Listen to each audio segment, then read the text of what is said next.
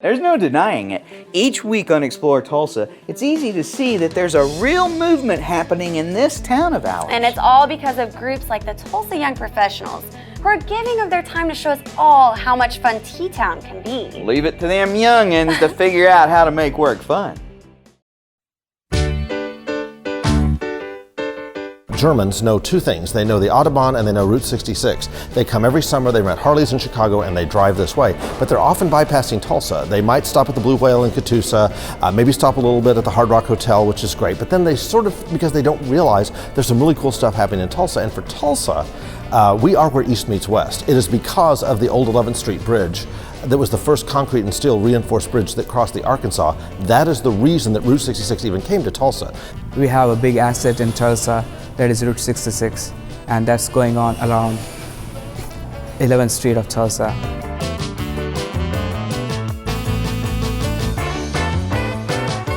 So each year, Typros asks different communities to get together and make an application for the street cred event, and communities will come up with their ideas.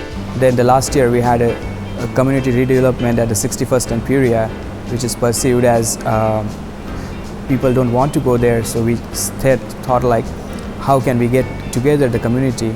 So that was the focus of that year. So this year's main focus for street cred is the transportation. In the past, Route 66 was perceived as a mode of going from one place to another in your automobile.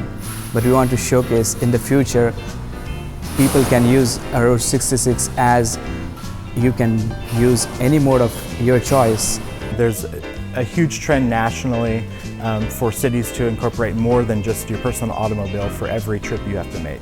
We're wanting to show how this corridor can really tie in together the personal automobile, but also show aspects of bus rapid transit, walkability, and protected bike lanes. We're having a lot of interest from the younger people now, the 20s and 30-somethings, who didn't know the television show Route 66, who didn't know really James Dean, except in history books or YouTube videos or things like that. And so for them though, it's like, well, this is really cool, this is different, this is, we're exploring it now for the first time and finding something new and exciting about it, and that is that everything old is new again. This historic structure and all of it, the historic iconic motels and the Blue Whale and Will Rogers and all of that is people are learning about it in a whole new way.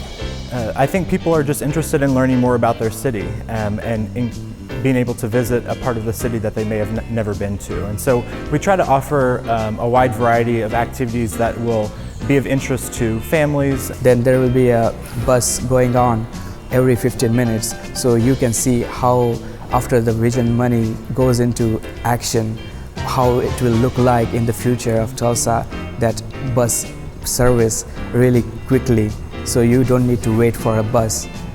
This place will be a Route 66 museum, a future and a past. So we want to start with the past. We are partnering with Ken Busby and the City of Sand Springs Museum to get some past memorables from the Route 66, how it was before. For Street Cred, we were really happy they reached out to us. So we're bringing in some memorabilia from the Cars movies, because as a lot of viewers may know, Michael Wallace, who's a local historian and author, has done so much to revitalize interest in Route 66. He's also the voice of the sheriff in the original Cars. Cars 3 is going to be shooting later this year and be released in 2017, and he's returning as the voice of the High Sheriff, so he's very excited about that. We were really excited when we did Pearl District first street cred, and now we are seeing them after 6 years that it's already been a happening neighborhood, so it feels really great to see what we did that time and what it's become in the future.